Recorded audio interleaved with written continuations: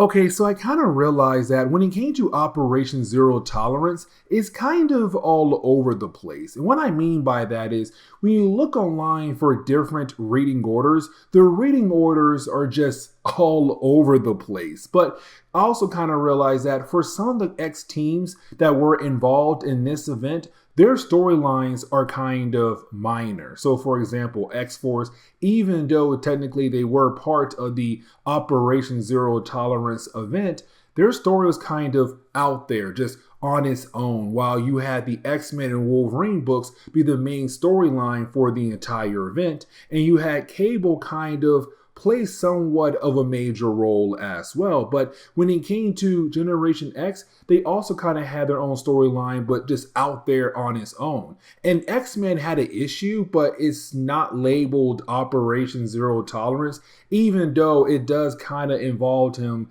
being part of this event as well. And that's why I say, like, it's just all over the place. But here's the thing. It's still all good to me. Like, so far, I'm enjoying reading all these different books. But getting into Cable, we really do pick up where our last video left off when it came to us covering Cable. Because remember, once Cable found out that Bastion had completely locked down the school of Charles Xavier, his main goal was to break into the school to delete the Xavier Protocol. Because the Xavier Protocol is this thing that Charles Xavier made to help people out just in case they had to go after the X-Men and bring them down. In that protocol system, it gives you all the details on every single X-Men, on how to defeat them. And so for Bastion, he wanted that because there's still other X characters out there that he has not captured. He already got Cyclops, Storm, Jean Grey, Wolverine, and Cannonball, but what about Gambit and also Rogue and Beast? Now, currently, those characters, they're out in space at the moment, but they can come back anytime. And if they do, well, for Bastion, he'll have the protocols to help him out. And so for Cable, he was able to download the protocol onto a disk. The thing was, when he was about to leave, he was then confronted by Bastion. And when it comes to Bastion, it's him right now telling Cable, like, hey, listen, so the one thing I was not able to download was the Xavier protocols, but I did download other information like Cerebro. Now, that is pretty big, and here's the reason why, because for Cable, the dude has the gun. Like, he can literally shoot Bastion and everything will be over. But the problem is, Bastion says, if you kill me, I have guys out there ready to finish the job for me, because with me being able to download Cerebro, I was able to collect information about all you guys and all your relatives as well. But also with Cerebro, when it came to Charles Xavier, he had located mutants across the world and basically charted them. And with them being written down, he now knows who to go after next, but to also go after the relatives as well, with the possibility that they could also become mutants down the road. And so for Bastion, he's saying, hey, if you kill me, I'm going after everybody, even your relatives as well, because I know about you. Your last name is Summers, you're from the future, you're the son of Cyclops and Jean Grey, Cyclops and Madeline Pryor. You have the techno-organic virus. Like, Bastion knows everything about Cable. And so while you have the two guys talking to one another, Cable realized there's some soldiers right now trying to pull off a sneak attack. But for Cable, he does have the ability to read minds of other people. So even though they were trying to pull off this attack, Cable knew what was coming. Cable knew what he had to do. And so he was able to defend himself, but he also grabbed Bastion and went into a different room. Here's the problem though, because once again for Cable and also Bastion, they're now trapped in this other room as well, and there's only one way out. Well, on the other side of that door are a few more soldiers who work for Bastion. Now, for Cable, he said, listen, in case you didn't know, I'm a psychic. I can read people's minds. But it's also Cable realizing that he can't read the mind of Bastion, which kind of gives the idea that this guy is not your normal human at all. Because for Cable, even though technically he's not really able to read the mind of Bastion, there should be some mind in his body that for Cable to kind of see. But for Cable, he's kind of like, no, it does seem like this guy has no brain at all, no mind for me to try to dig into. But it's also Cable kind of realized what he could do to get out of this situation. So you have Cable being able to use his telekinesis to hold Bastion in place. And you then have Cable turn Bastion around and put a gun to his back. And plans to walk out of his room by using Bastion as a hostage. But for Cable, he also realized that's not going to work. And so what Cable did was he told all the different soldiers to just go away. So right now is Cable using a huge portion of his powers to try to get out of this situation. But the problem is right now for Cable is that he has the techno-organic virus and he has been using his powers as a way to keep the virus at bay in his body. And so with Cable trying to do all these different things at once, sending thousands of soldiers away from the estate, but also mind wiping them, but also using telekinesis to keep Bastion in place, it's just putting a strain on Cable's mind and his body. Now, you do have Cable kind of, pass out here, but the thing is, even though you have Bastion being able to pick up the gun was out of bullets. So he could not use the gun to kill off Cable, but Cable does pass out. Now for Cable, when he wakes back up, Bastion just disappeared. But on top of that, so did everything in the mansion. So we're kind of left to wonder what happened to school of Charles Xavier in later chapters. But also, why did Bastion leave Cable behind? Now, with all that being said, we now see Cable meeting up with GW Bridges. And for GW, is him informing Cable that Senator Kelly is right now trying his best to shut down Operation Zero Tolerance, but it might take a minute. But then as the book closes, we then switch over to the Hellfire Club. And this storyline will kind of continue in later videos we do for Cable. The idea that Donald Pierce, somebody who's part of the inner circle, wants to come after Cable. And really, that's the end for Cable's part in this event.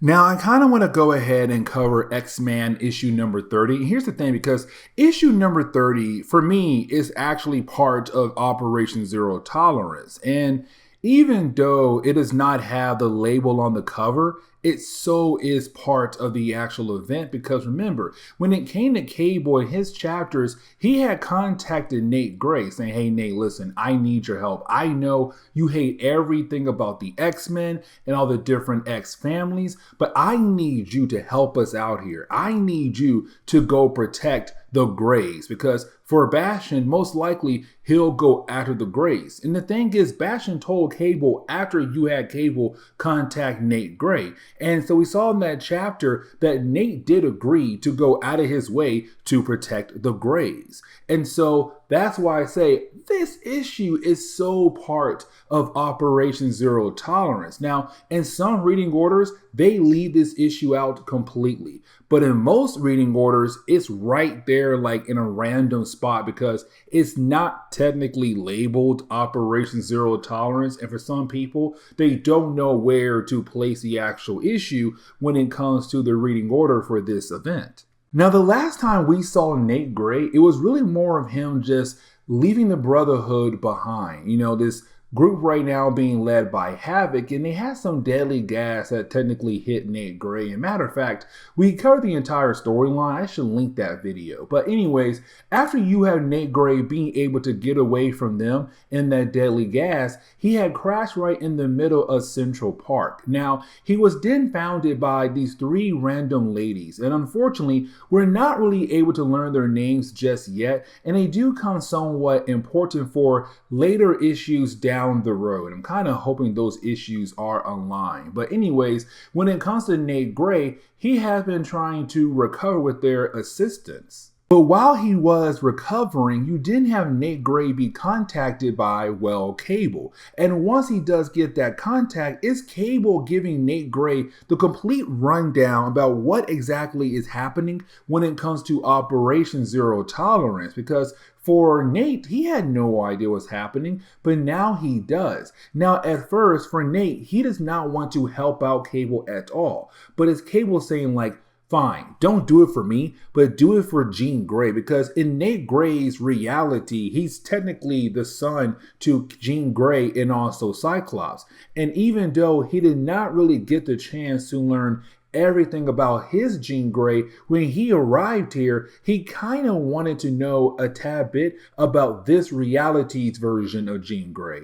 And so for Nate, he's kind of like, fine, I will go out of my way to protect my supposed grandparents and also my cousins as well, because there is a possibility that those kids could become mutants down the road. But here's the problem, because for Nate Grey, he was kind of going in and out of it when it came to him recovering from the last storyline. And so for Cable, he had most likely contacted Nate Grey a couple of days ago, but for Nate, he had no idea. And so once you have Nate wake up, he tried his best to locate the Greys. Now, we switch over to Soho, and when we do, we pick up with two prime Sentinels at the moment questioning this random child, because they feel like 3 members of the Grey family is currently hiding in the sewers. That will be Jean Grey's father, her niece, and also her nephew. The thing is, they are correct. They find them. Now the kids are able to run away, but for Jean Grey's father, he does get grabbed by one of the prime Sentinels. And at first, it does look like he is going to die. But then at the very last second, you have Nate Grey arrive. Now, when Nate does arrive, he does use his powers on one of the prime Sentinels that was attacking Joseph. Here's the problem though, because even though it does seem like Nate was able to take down that prime Sentinel, for Nate, he's not at full strength. But on top of that, prime Sentinels have the ability to recover, heal themselves up, but to also adapt to the powers that was currently used on them. And so for Nate Grey, his powers will no longer work on that one prime Sentinel that he just fought. But this allows Nate Grey and also, well, Jean Grey's father to have a conversation where you have Jean Grey's father find out that Nate's last name is Grey, meaning that they could possibly be related in some kind of way, even though technically they're not, because Nate Grey is from a different reality. But either way, you had Nate leave Joseph behind, Jean Grey's father, to go back and reunite with her mother, while you have Nate try his best to protect the kids. But like I said, for Nate Grey, his powers are no longer going to work on that one prime Sentinel. Now the other one, it could still possibly work, but either way for Nate Grey, his main goal at the moment is to protect the kids. And right now, he's trying his best to do that.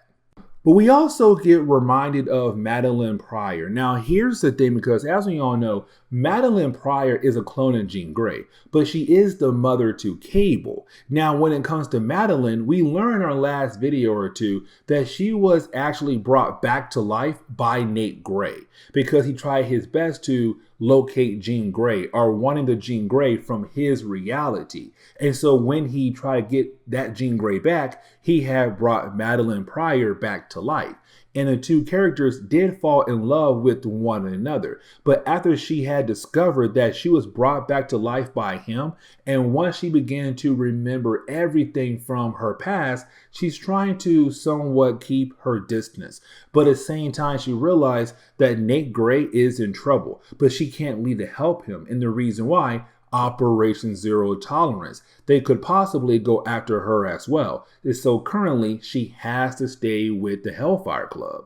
But getting back over to Nate Grey, you have Nate Grey trying his best to fight against 2 prime Sentinels. Now the second one, he didn't fight earlier, so his powers does work on the second one. But here's the thing, because it's also Nate Grey beginning to learn more about the prime Sentinels. The whole idea that they are humans who were turned into Sentinels, because you have Nate Grey being able to look into the mind of the second one. When he does that, he discovers like, oh my God, they're human, but like there are machine parts all over their bodies. What in the world is going on here? But either way, you do have Nate Grey kind of cast this illusion where for the 2 prime Sentinels, they believed they had killed off Nate Grey and also Jean Grey's family. But in reality, they had survived, allowing Nate Grey to get the kids back over to Jean Grey's grandparents. Or sorry, her parents, not her grandparents. Now, with Bastion being able to cast that illusion, for Bastion on his end, the mission was accomplished. Nate Gray is dead, Jean Grey's nephew's dead, and so is Jean Grey's niece. But in reality, all three characters had survived. Now, for Bastion, it also seems like he does not have much information on Nate Gray, but he also realized that when it came to Nate Gray trying to access the mind of that prime Sentinel, he was also getting very close to overloading the mainframe for Operation Zero Tolerance. And that right there is pretty powerful for Nate Gray to do by using just one prime Sentinel. But either way, that's his chapter for the entire event of Operation Zero Tolerance. And so now we have to switch over to Uncanny X-Men issue number 346. Now here's the thing, because this issue is really more about Spider-Man and his characters around him, but also the Morlocks as well, because of course, with the whole idea of Operation Zero Tolerance being out there, they should also be affected by this event.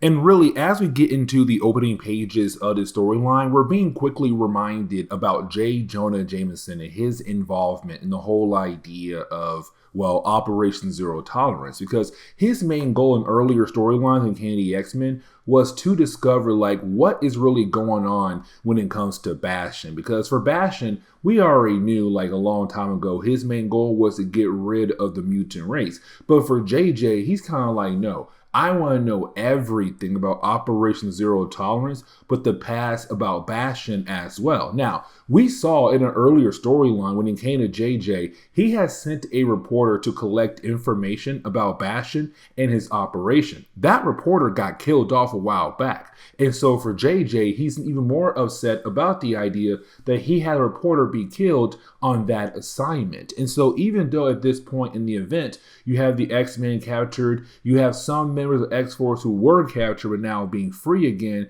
it's really more of JJ saying, like, I don't believe what the other media sources are reporting at the moment. The whole idea of the X-Men being terrorists and going out of their way to attack like a random group of pilots. Like, no, for me, I feel like Bastion and the rest of the people who are involved with the whole idea of the operation are lying to the public. And so it's our goal to reveal the truth as the Daily Bugle. So you didn't have JJ say, all right, guys, get out there and get me my information. Now for Robbie, he does tell JJ that he has sent Peter out on assignment to get a picture of Henry Gyrich. Because as we all know, when it comes to Henry Gyrich, he had played a major role in the idea of getting Operation Zero Tolerance kicked off, but especially in America. And so he's one of the few people in the government who has like secretly worked behind the scenes on the operation, even though now for Henry Gyrich, he kind of hates the idea where the operation is currently going, just hunting down people who could possibly be mutants. Matter of fact, for JJ, he brings up the fact that it's right now kind of like witch hunting. Like, you don't truly know in case that somebody could possibly be a mutant or not, or just somebody with powers, and next thing you know, they're being targeted, killed off, are captured by the operation. Now, with all that being said, when it comes to Peter, he does find Henry Gyrich, but the problem is you had two Morlocks aside to go ahead and go after Henry Gyrich because of his involvement with the operation. And that would be Marrow and also Callisto.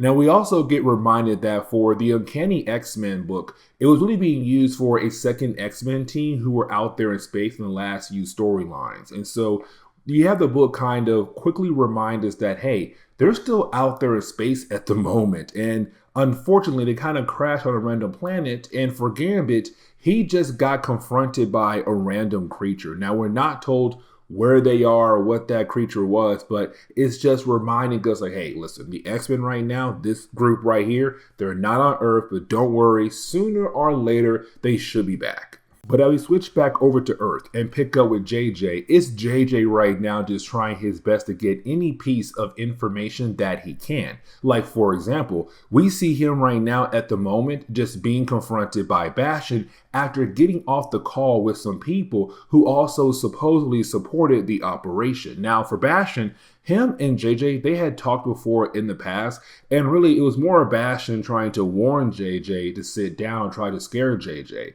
The thing is, you can't really easily scare JJ unless you have some kind of powers and do some wild things in his office. But for JJ, he does not back down. He's all like, no, listen, my goal is to reveal everything about you and also your operation. But you didn't have Bastion put down this disk. Now, this disk contains information that he had downloaded from Xavier's computer. It has information on every single person who's part of the X family, but possibly other people who are out there that Charles had met as well. And so that right there is a big scoop, because now you are talking about the idea of the public finding out different people out there who are part of the X family and their real names. And that right there is really bad for the X-Men, but at least for JJ, it's a gold mine. That means he'll have the biggest news at the moment. Money just coming in left and right.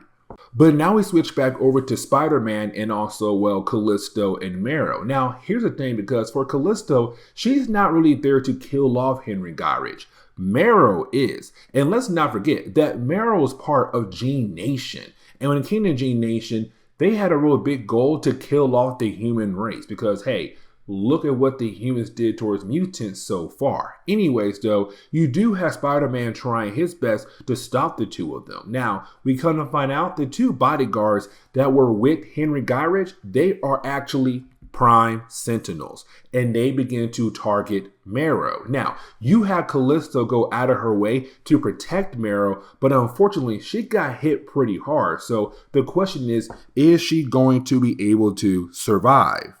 This kind of leads into a very interesting moment, and let me explain, because we kind of find out these two Prime Sentinels are planning on killing off Henry Gyrich now. And the reason why, because they were supposed to be covert, like make sure you do a good job safeguarding Henry, but like make sure no one knows that he's around, but also like no one knows you're Prime Sentinels. Well, of course, all those things fell apart very quickly. And so now they're saying, you know what? Let's go ahead and do program Scorch the Earth. Meaning that let's go ahead and kill off Henry Gyrich and the other guy who's also a bodyguard or assistant with Henry as well. Now, at the same time, you have the assistant with Henry Gyrich inform us that these are the same two bodyguards who were around Graydon Creed. So now we're kind of left to wonder, are these two bodyguards the ones who had killed off Graydon over in X Factor Comics? We don't know. But here's the thing, because now for Spider-Man and Marrow, they're trying their best to bring down the two Prime Sentinels. Now, in the middle of the battle, you have Henry being able to use his gun to shoot them down, to shut them down. And as we all know, for Prime Sentinels, they are able to adapt to previous attacks. So sooner or later, these two guys will get right back up and his gun is no longer going to work. But this kind of leads into the ending of this chapter and also really this video, because as we do switch over to JJ, you really do have JJ say like, hey, listen, there is no way I'm going to allow myself to work with you, Bastion, and take this disc and use this disc for, you know, evil things. There's no way I'm going to do that. That's not me. But on top of that is him saying like, I am devoted to prove who you are, to bring out your true origin to the entire world and why in the world you hate mutants so much for. Now, I kind of like the ending of this book because it's really more Spider-Man being able to reach out to Marrow. He's kind of like, hey, listen, like I get the idea of hating on people who hate you because listen, with me being Spider-Man, there's a world out there that hates me, but there's a small list of people who care for me. But for her, she wants to know, then why are you out there trying to risk your life for people who hate you? And it's him saying like, because there was a point in time, the only thing I cared about was me, and it got somebody close to me killed. And so right now for Marrow is her realizing like, okay, you know what? Fine. I won't go after Henry Gyrich for now because right now Callisto needs a healer. But in the future, if I see him again, I'm going to try to kill him. And this is where we're going to end today's comic book video. So please leave me a like down below and subscribe. But guys, see y'all next time. Later.